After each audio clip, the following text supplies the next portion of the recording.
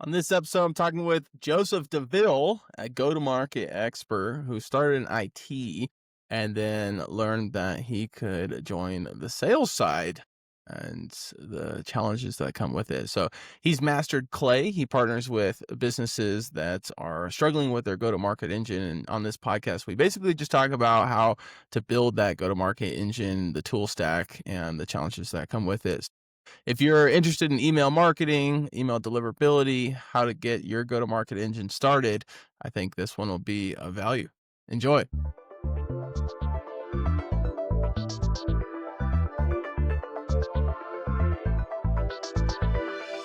Joe, welcome to Peaking. Thanks for coming on. How you doing today? Doing great, Wyatt. How about you? Not bad. It's a good day. Just got back from Michigan, actually. I had my first time in the big house. Got to watch a Michigan football game. That was really cool. Bachelor party. Are you at the bachelor party age yet? Oh, man, you Michigan bachelor party? Oh, I know you had fun. I know you had a blast. It was a good time. Good deal. Well, here to talk about what you're building and challenges associated with building a company. So just give me the rundown. What are you building and how is it going? So I currently run a GTM engineering agency, we like to call them. We use a certain GTM tool called Clay to kind of multiply outreach and sales efforts without having to scale a large team. Awesome. And you started in IT, and is that right? Right. I actually started doing DevOps, working heavy with like Microsoft Azure. It kind of came over to the sales side about 3-4 years ago, maybe 2-3 years ago. And how did you facilitate that transition? How that happened?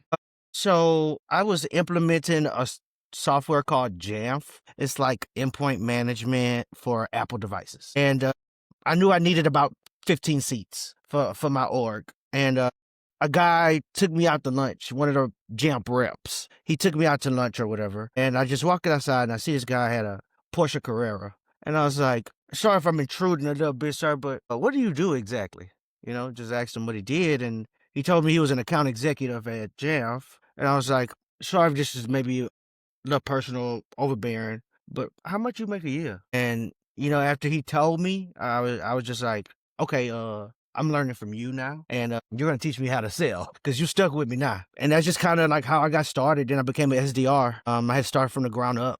Like the hardest job, and to me, like the technology space is SDR. That's getting people to respond to cold outreach. To 100, you send thousands of cold emails and cold calls to get one meeting. So I started from there, combined my DevOps, my Python TypeScript knowledge with my newly acquired sales skills, and now you have somebody that's a Clay operator now. Very cool. Yeah, I have learned the email or SDR world quite a bit this last year. I've always been in recruiting, but when you start your own company, you're sales. You know, it's like Yeah, you're you're definitely not. sales. Recruiting is just the bonus. You know, in a recruiting agency, you got to get the clients.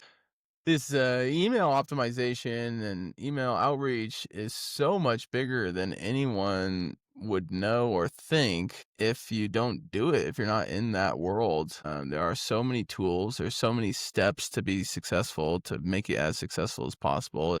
Definitely a numbers game, but there's so much more to it than just a huge number of, you know, emails sent out from one email domain. You have to make all these email domains. You have to warm up your email domain. You have to find the leads. You have to qualify the leads. You have to qualify and wash the leads a second time. And then you start to building your campaign. You have your A, B, C, D, E campaigns. See which one has the best response rate. You turn off the ones that aren't that great, even though to you there's like no difference. They're just like a tiny word change, but over a couple thousand emails, if you get triple the number of outreach or replies on one, then you're going to use that one a lot more, and it just goes on and on and on. What did I miss there for that? Nah, yeah, actually, like did pretty decent there.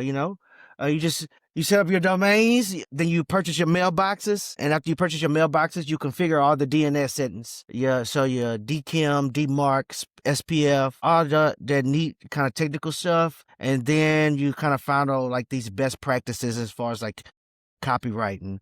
As far as like stay away from spam words like buy, want, purchase.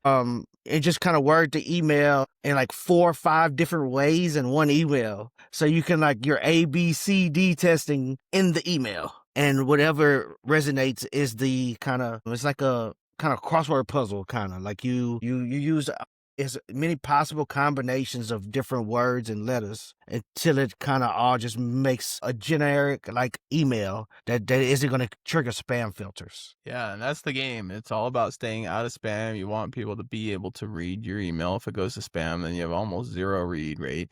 Although it's kind of funny, I actually do look in my spam folder so much more now that I'm doing these campaigns. Like, what actually is being sent to me? A lot of it's just automated, marketing garbage from all these different companies. So, what does someone need to be successful in the email game? What do you think is kind of the most important, and what do people miss? I think to be like super successful in the email game, great copy, great list, targeting the right person, saying the right thing at the right time. You can only predict two of those things, and that's person and copy, and it's saying the right thing. You can't predict if it's the right time in a norm when somebody's in a buying cycle. So that's out of your control, and that's a lot of like sales. It's just like a lot of things are out of your control. Yeah. So you just have to focus on what you can control and try to do the best at it. So having the best infrastructure and writing the best darn email you've seen. Persons should say this email could only have been written for me. That's how you know you got a good email. How do you think that's possible if you're doing a large email outbound? What's the best way to do that? Do you start with industry? Do you start with working with a certain technology? Do you filter by recent funding? What's the best way to break your campaigns up into different verticals to make sure that it's as specialized or honed in as possible so that the lead really feels like you're speaking to them? So at first, we would like to call that segmentation, segmenting our list. So role responsibilities, because as you know, in tech, job title is just a job title, and somebody that's in revenue may not use Salesforce, but somebody that's in sales operations, but they both have the same kind of similar title.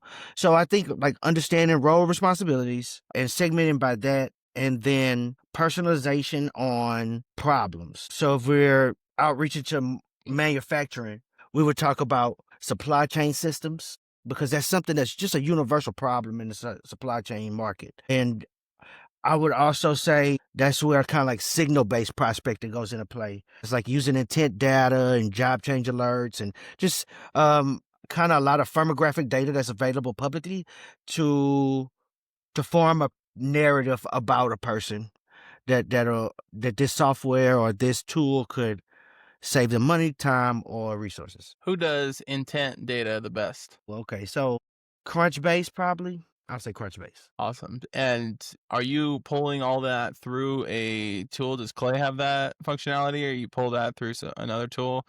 So for most of my workflows, I used to use Clay for all of them, but now I use Cursor more than anything. That thing is just Cursor's a bad mamma jamma, man. So I use Cursor kind of to connect all of my workflows together now, because I can just like tell it to do it and it just does it. It writes like 8 pages of Python code for you for automation. So I kind of use that to get the data from Crunchbase, put that into a Clay table, and then I have about 3 to 4 different signal tables that I use to draw a prospect list for the companies that I work for. How many can you list out the tools, or you feel like that's a secret of the trade? Oh, no. So number one, the email hack is Kit. It's trykit.ai. It's the cheapest email tool you will ever find in your life. I've been running on like $10 getting email addresses that are verified, and I put $10 in like 2 months ago. $10 don't get you nowhere in emails like anywhere else. So trykit.ai for cheap emails and verify. Do you verify them beyond what their verification tool says? Yeah, so I use something called Bounce Band as well, which is a really bulk kind of verifier. Yeah, I've used Never Bounce, but that's trash too. Like, I've Similar. used every verification thing. They say it's green, and it's not. Like, I'll get bounce backs even still. It's so annoying. Like, I, why can't they I didn't get actually work? I didn't got different results on the same thing on the same run. I was like, how? How? I think this is this a randomizer? Yeah. Uh, It's like, sure, yes. so I try to run them at the email sequencer level. So Smart Lead, or right now I use Plus Vibe as my sending tool, but all of them have an innate native kind of verified that does it right before it gets sent out. So I use that one as like the last wall of defense. Awesome. So drop the whole stack. What are we using from start to finish? Okay, so for research, EXA.ai and Perplexity. Data is Clay with all of the tools inside of Clay. So like Lead Magic, Wizard, all those data providers. IDE, Cursor, Replit. Then I would say Signals, Common Room combined with Clay. It's probably like my biggest like signal that I externally. And then Apollo, HubSpot, Zapier, Make, N8N, Apify for my scraper, Ocean.io for lookalikes, and Pocus for sales intelligence. And then you write the copy yourself? Yeah, no. I have AI, like AI writes my first line and my last line, and I write the body. Okay. And what are your total subscription costs across all those tools? Good thing for Cursor, and I use like the APIs, so it's just like a consumption based. But on average, my tech spend is about 400. Okay. Yeah, that's not terrible. And it's not terrible. It's not terrible. Like And I that's know for people all your spend. clients? You just use it across all your clients? Yeah, so the Clay is on my Clay tables. I think I'm on like the Explorer tier, so it's like 290, and then I use their CRMs with all my data, my research tools, my AI agents that I built. So that's kind of like where the labor, like the work comes in. It's all of like these custom things that I built specifically for 2-person team sales teams trying to get a bunch of leads to convert. Yep. So that's what I built this for. So that's why I shine it, and it gets results. So. You do outbounds just like everyone else? You run your own tools for your own outbound, or how are you doing outbound? How are you landing clients? LinkedIn is probably right now my biggest lever. Is LinkedIn and referral based word of mouth. Once you've been kind of like a player in the GTM space, you track record follows you. Like if you did bad at your last company or you did good, everybody's gonna know because you're gonna be asked to leave or you're gonna continue to grow. So it's no hiding how good you are, your credibility or anything like that in this space because you wear your kind of your successes and your favor and your failure.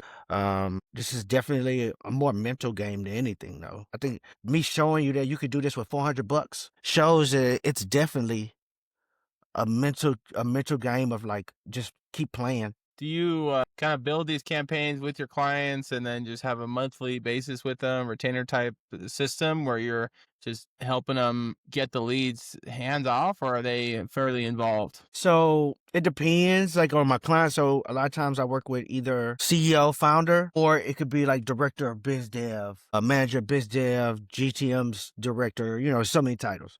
So when it's a founder, they don't have any time for anything. They just like, give me Just some like a meetings, meeting. please. Yeah. When it's somebody in growth or somebody in biz dev, they want to see how I do it. So it's a lot of times they just really want to see Clay. They just want to see like kind of what crazy creative table I built for them or something like that. I tell them that a lot of times like the the simple the quickest way to get to point A to point B is a straight line. So there's no need for all these cool things you see on influencers and social media that probably looks cool, but I think at the end of the day, I think generating revenue is the most important thing. You got to have a money making system. And do you find Clay to be the tool, like the best thing you've ever used? Definitely up there. It's definitely one up for sure. Just because it's data orchestration, as far as like it's not really creating any data from Clay. It's using a third party or some type of AI, or it's using something with it to kind of create the stuff that you're using. So, but it houses all the data and lets you do HTTP callouts, which is to a lot of tools that don't talk to each other. So making HubSpot, Salesforce, Market2 all run on a unified platform is pretty rare. Yeah. Did you Hear the news about them, the valuation they just got? I can only imagine. It probably was a big number. Yeah, it's in the billions. I think it's, single billions, but still in the billions. I've heard about it so much from go-to-market guys, but you don't hear about it too much other than that. Obviously, that's kind of what it's for, but, you have to be kind of deep in the world to hear about them. So it is a niche product. Has it improved at all since you started using it? Yeah, so there should be a lot of limits on the rows and the columns. The integrations were very, very minimal at first. Credit consumption, which is probably the biggest pain point, is credit consumption and credit optimization. Because like you'll make a mistake on input on one of your tables and like the entire column is errored. Now some of them may have start working, but now you got mixed match all within the one column of like some that didn't run and some that run. And if I run them all again, I'm getting charged all again for them. You gotta understand how the tool works because you can look away and about 7,000 to 10,000 credits are just gone, and that's your whole month of revenue gone. So you definitely have to be cautious when you're using a tool like this. It's expensive. A lot of companies are opting out to just roll with the kind of legacy models, Zoom Info, Apollo, and just chunking it up to the reps to kind of like figure it out for themselves. Yeah. Uh, What made you decide that you wanted to kinda go into the entrepreneurial world instead of, working for a company? I would say I didn't really look for the entrepreneur role. It just found me, kind of like just doing side projects for people. And then be like, well, I'm kind of busy right now with side projects. I don't need a full-time employment, but I do need some health insurance or something like that. Then I'll, go work part-time or something for a company doing RevOps, or if they don't have Clay, I still do HubSpot and Salesforce implementations. I still have my IT background. So I have a lot of different directions I can go in, but this by far is the most intriguing and most challenging as well. So that's why I'm like encapsulated by it and just spent the last 2-3 years putting my nose in a book to with all this stuff. Awesome. So tell me about that, at least where you are now, if someone finds you and they wanna work with you, what services are you offering and what separates you from, anyone else doing something similar? So number one, I think my tech stack is probably one of the most unique tech stacks. I actually have it on my website. So I list out all the different kind of tools that I use, and this is from if you have like product, if you're in a PLG kind of movement with product led growth, I can use a product led growth tool like Pocus plus Vibe, and I probably have the single handedly like most unique tech stack. And I would say I'm probably the perfect person because I've sold to IT and I've been IT. So I try to go after a lot of SaaS companies that have products for IT teams, and things like that, just because I know how IT teams think and it'll give me better insight into like kind of how I can position their product in the space that they operate in. Awesome. And where have you found you provide the most value for people? What domains, what companies, size companies, startups, what do you think is the best customer for you? I would say the best customer for me would be somebody who open to experimentation and just not stubborn. A lot of uh executives in tech are so stubborn because things worked a certain way. And when things don't work that way anymore, it's hard to accept that their reality is crumbling. Like they used to hire like a bunch of SDRs. Every tech company had 20, 30, 40. Now every company has like two, one. And that kind of predictable revenue model that companies used to rely on just isn't scaling like it used to. You got to have a really solid product to do well in sales. I'm talking really solid. Like Clay changed everything. And that's a perfect example. Like that was a one of a one product. Every founder feels like the creators of Clay though. Every founder feels like that. I've never seen a founder be like, "Oh, my product sucks." So most people think they need a GTM. Think what they need is PMF, product market fit. Do people really want what I have? And number one, and number two, is it a need to have or a nice to have? And if you can answer, if both those questions is like need to have, and you can explain exactly how you help people in one sentence, then you have room to hire a GTME. Until you can answer those questions though, you're all kind of flying blind and just trying to find something that sticks. So you feel like GTME is quite a bit more valuable than SDRs. Well, yeah. So like, yeah, like now I'll create systems while SDRs create pipeline, generate meetings, and if they don't close then, they'll maybe close later. While I create the revolving system that keeps people coming in the door and then out the door. And regardless if they close or not, they still went through the system. And Yeah. that's the point. If they're going through the system, it's working. Do you have a baseline on like how many people that need to be part of these campaigns for it to be successful, or is it kind of each situation? I would say you need to have a minimum of like 750 contacts, unless you're doing like hyper personalization. Then they could be smaller. But if you're doing a generic email, that's just like maybe a jokey one-liner type thing, 750 contacts. You're gonna lose about 300 of them.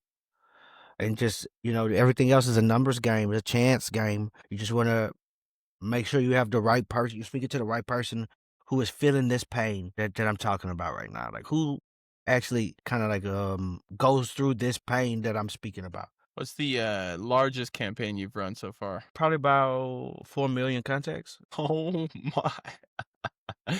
How does the game change at a scale that large? With each tool, is there way longer wait times with everything? You have to just warm up way more Nah, emails, or it's just all pretty simple? it's the same concept, just the lead pool just a little bigger. Like we have stuff like a hypertide or mail scale, which is like those ones where you could buy like 50 domains at a time, 100 domains at a time, and that's what you use for that. And then it sets up maybe like 50 for you, and then while those are sending, the other ones are getting set up. So now it's just now you have a system that's just keep on going, keep on going. But at the end of the campaign for the year, it was 4 million contacts. We ran through it. And those domains get cooked really fast. Yes, I'll be honest.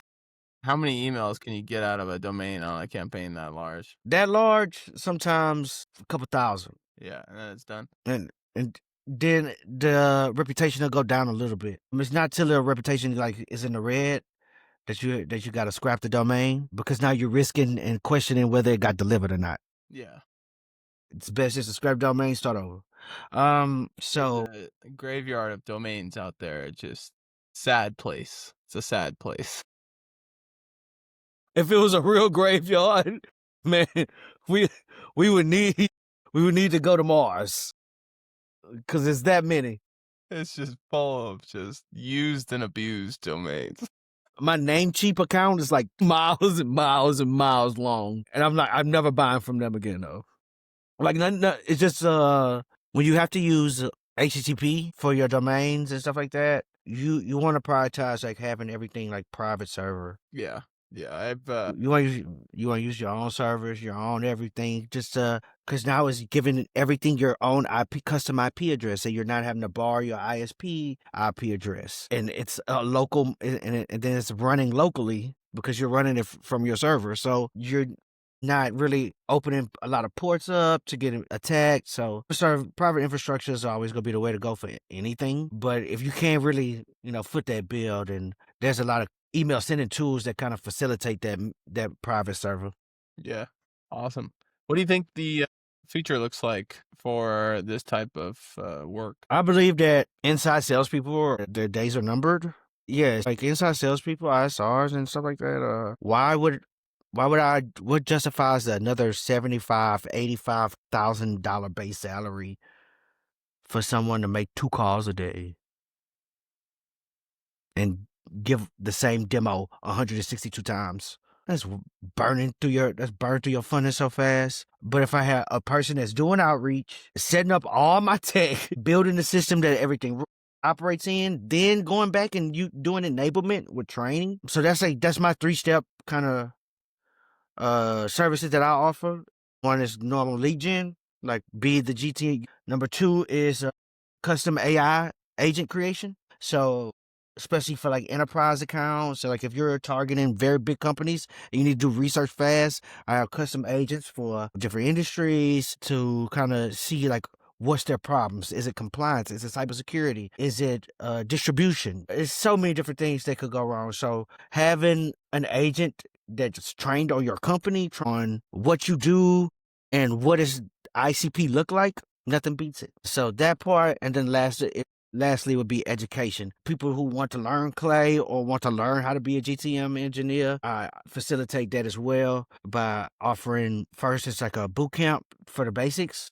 Then I do personalized one-on-one training where we get into like more detailed table builds that can actually like help people figure out like why this person said yes to a meeting with us, why this person need to close the deal. And like a lot of people get it and just like don't care why, but that's how you multiply. It's like learning like, okay, it's because they just received funding, just had an audit for compliance, and that's what made them reach out. So like finding like those firmographics and outreach later creates, I know exactly what I'm gonna say, I know exactly who to go to. It creates actionable steps to take in order to grow instead of throwing paper planes in the sky hoping one of them will land. If That's the someone difference. wanted to get in contact with you or learn more about your business, where would they find you? How can they contact you? First, I would say LinkedIn, linkedin.com, Joseph Deville, and also my website, Clayworks of. Awesome. What is a tip that you would give a new agency owner or a business founder trying to build something like a services brand like you? A tip I would say is be ruthless with your client acquisition strategy. I've had 96 customizations for somebody paying for the bare minimum, and somebody brought the most premium plan and paid extra, and I didn't even finish the job that I was supposed to do for him. He was like, that's it, that's all I need. So I got more customizations for somebody giving me the bare minimum, and I had to give them hours and hours and hours of work, while somebody who gave me way more than them only wanted 30 minutes of my time. So I would say be ruthless with your client acquisition and watch that tech depth because it creeps. How so? What example that you've come across? Just receiving like 12 invoices at once is a little disheartening. Even if they're like $15, you're like, oh, 12 of them though? So I think just like not realizing how much overhead that creates, and like, and like, oh, well, I got to pay for all these instances of Clay. I have to pay for all these. If they don't have the right version of HubSpot I can connect to, I might have to upgrade it. There's so many like tech incurred debts that happen in this space that you got to kind of plan for. So I say just try to keep everything light. Don't go AI too crazy. You should be fine if you know what you're doing, So The title of the podcast is called Peaking, a lot about just having the best time doing what you're doing, being the best at what you do. What is the most fun for you in the business world? Where do you find the most gratification? I would have to say that end of the day, that when that check hit, when that check clear, and what I used to have to work 2, 3, 4 weeks for, I get for starting a project. So it's like the moment of surrealism that I reflect and realize, like, man, this is why I made thousands of cold calls. This is why I switched at 34 to a different career. So that makes everything like this. The only reason I'm doing this is to learn, but at the same time, give my family the life I didn't have. So 100%. Awesome. Anything else you wanted to cover? nah, man, I think that does it, man. Like definitely kept a conversation. I like that about you, Wyatt. Yeah, absolutely. I think it'll be useful for people just getting into this world. There's a lot of people that I talk to and work with that are just starting their entrepreneurial journey, and getting started in this world is something that's it's kind of a black box until you're in it. So lots of value there, and hopefully they will reach out. And if you are interested in more about go to market, Clay, reach out to Joe. Otherwise, thanks for coming on, and I look forward to future company announcements from you on LinkedIn, and hopefully you get the content you're looking for out of this as well. Thanks, man. Thanks, Wyatt, man. You have a nice day, man. It You was too. Thanks a lot, great Joe. having me, man. All right.